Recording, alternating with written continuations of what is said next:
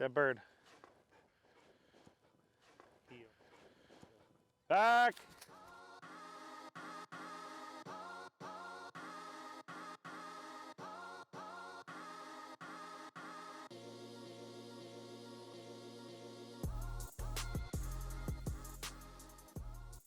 I'm Tony Fabian, and I own and run County Line Gundogs.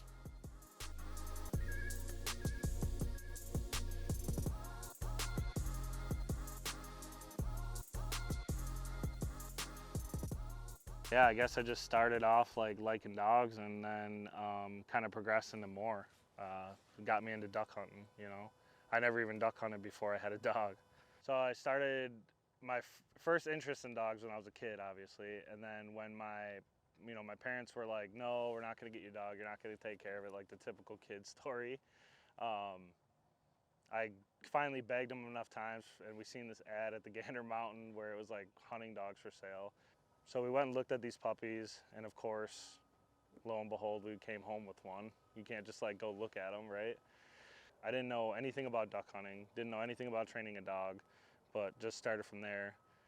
She was a lot better dog than I was trainer, but kind of started on that path, went through high school, and then eventually I got Red. And Red, I had full intentions of training to a finished gun dog.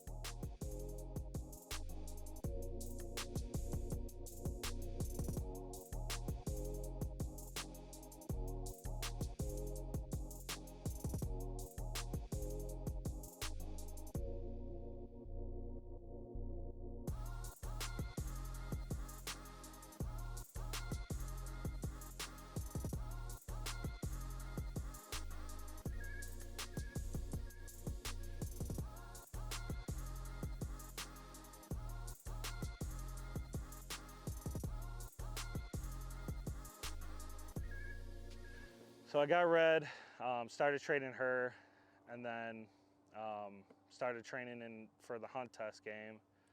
Ran her in a few hunt tests, got her in like the started retriever title, and kind of just kept going from there. And eventually, I was like, all right, I'm gonna put a finished dog on without a collar, even though with a collar, without a collar, it doesn't really make a difference. It's just something that I always wanted to do. So got that. I think she ended up being like 3 years old by the time I titled her. She was the first HRCH dog that I titled. So with Red, I somewhat had a little bit of curiosity, even with my first couple dogs of breeding. I didn't really know anything about it, but I got Red. She had good pedigree. She was from the UK. I liked the type of dog that she was. I was interested in continuing, that line or those traits that I had seen in her. So we had our first litter, and then kind of just was, hooked on it from that point, I guess. Just kind of started County Line Gundogs that way. Started off just as a hobby, got into it a little bit, deeper than what I thought I was gonna get into it, with breeding and whatnot. And now here we are.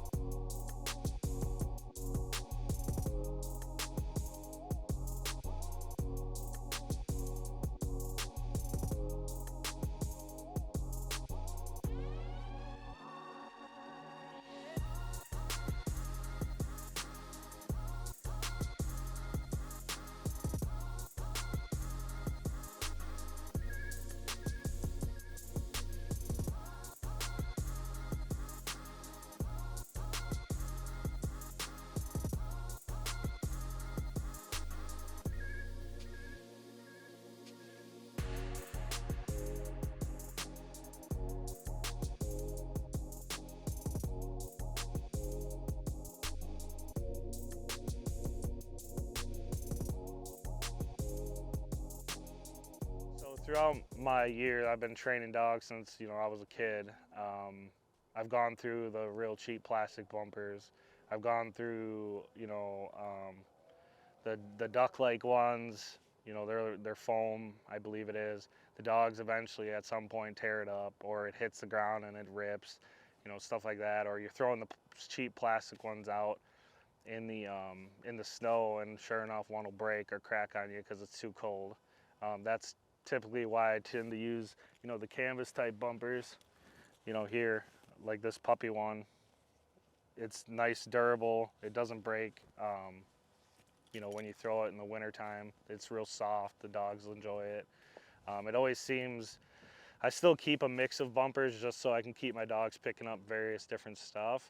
But it always seems like if I have a pile of bumpers, they're always going to grab these canvas ones first, or these fire hose bumpers first. It never fails. Like they always pick them up first.